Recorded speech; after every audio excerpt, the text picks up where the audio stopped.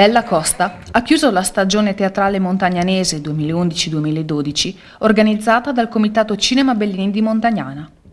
L'artista, da sempre paladina di un femminismo concreto e militante, ha portato in scena il monologo Ragazze nelle lande scoperchiate del fuori, 2 ore di comicità in cui, partendo dal mito di Orfeo ed Euridice e dalla loro triste storia d'amore, vengono rese evidenti tutte le difficoltà dell'essere donna nel mondo di ieri, ma anche in quello di oggi. A volte ci sono delle storie che hanno questa capacità e questa forse più di tutte, è come se questa in qualche modo tutte queste storie le contenesse.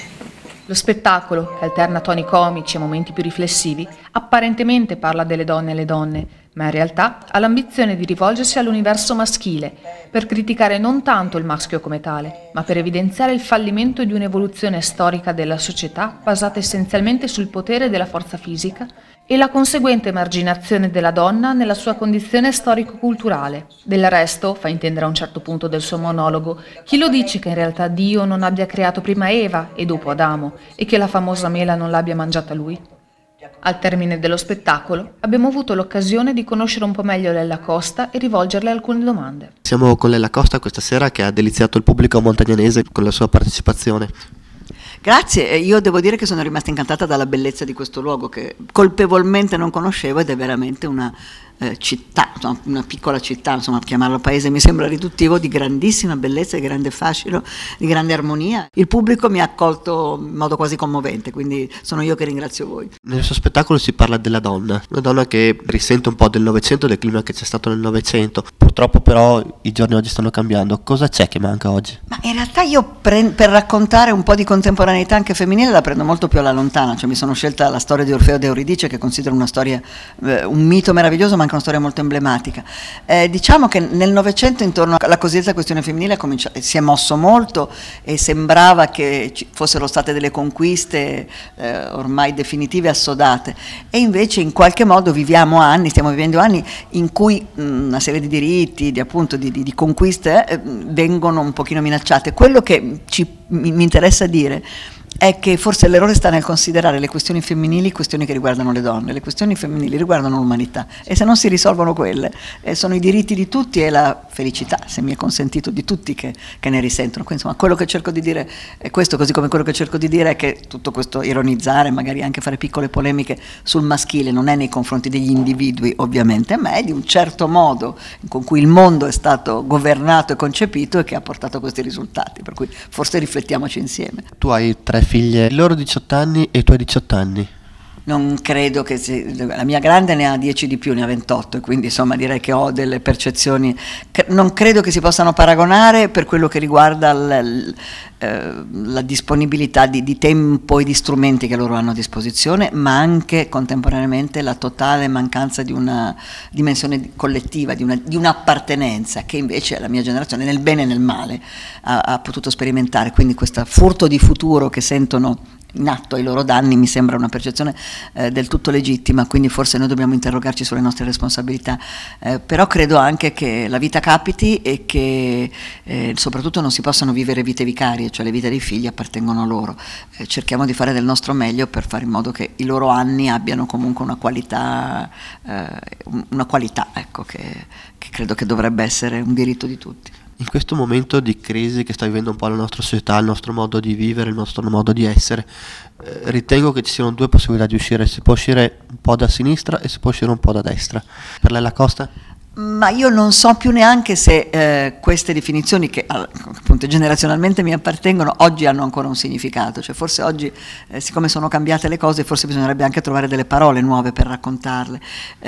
Credo che l'unica, ma davvero lo penso, non per faziosità, credo che l'unica uscita possibile, se è il bene di tutti, che è quello che ci sta a cuore, non possa che essere collocata in quella che una volta chiamavamo sinistra, ma che forse oggi è una definizione inadeguata. Credo che si debba rifondare un patto civile, un patto democratico che tenga conto di parole non negoziabili che devono essere etica, coerenza, dignità, onestà, accoglienza, insomma è da lì che si deve ripartire. Se non si ripartirà da lì, io credo che al di là delle temporanee vittorie di uno o dell'altra fazione non avremo davvero un futuro degno di questo nome. Naturalmente la cultura in questo campo la deve fare da padrona.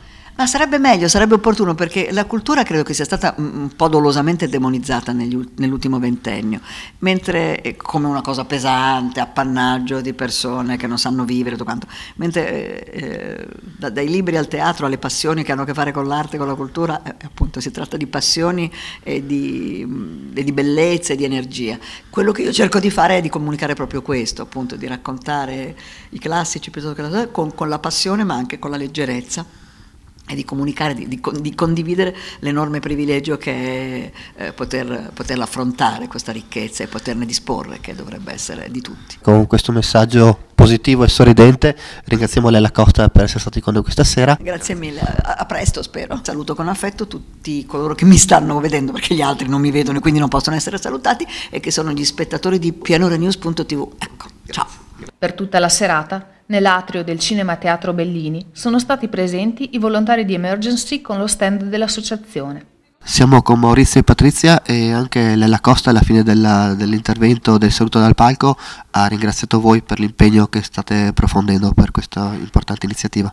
Partecipare agli spettacoli della Costa è sempre entusiasmante, perché con passione descrive l'associazione, quindi la risposta è sempre comunque positiva da parte del pubblico della Costa. Emergency, come sapete, è importante perché riesce a fornire cure mediche gratuite in tutti i territori del mondo in cui ci sono guerre, in cui c'è povertà, quindi una donazione è sempre ben accetta. Questa sera la gente ti ha fatto delle domande specifiche sull'associazione? Sì, diciamo, ha voluto sapere come poter donare. Noi abbiamo spiegato che c'è la possibilità di donare il 5 per 1000 sulla dichiarazione dei redditi per sostenere Emergency nei vari ospedali del mondo. Quella di quest'anno è stata una rassegna teatrale impegnativa sia da un punto di vista organizzativo che da quello finanziario, e nonostante la crisi economica ha visto quasi sempre il tutto esaurito in sala. Di questo bisogna rendere merito a tutti gli sponsor e a tutti i volontari del Comitato Cinema Bellini, che con il loro impegno hanno regalato tante emozioni ai loro concittadini. Stagione quest'anno foriera di grandi soddisfazioni, 4 appuntamenti di un certo prestigio. Siamo veramente soddisfatti, anche perché nonostante ci sono stati dei problemi dovuti proprio a motivi di salute degli artisti, ci sono stati 2 slittamenti di date. Il pubblico ci ha seguito sempre, quindi un grazie prima di tutto al pubblico del Teatro Bellini che ha seguito questi eventi, e questa serata si è concluso, direi, in maniera straordinaria con un artista come Lella Costa che ci ha portato un po' in un altro mondo, in un'altra dimensione. Veramente un grazie di cuore a tutti, e anche per il lavoro fatto da gente che alla fine lo fa solamente per passione e per tenere vivo questo unico nostro teatro, che è una risorsa indispensabile per una città come Montagnana. L'attività del Cinema Teatro Bellini continuerà nei prossimi mesi sia con i tradizionali appuntamenti cinematografici, ma anche con l'interessantissima iniziativa legata alla trasmissione in diretta di opere liriche e balletti classici dai più importanti teatri del mondo.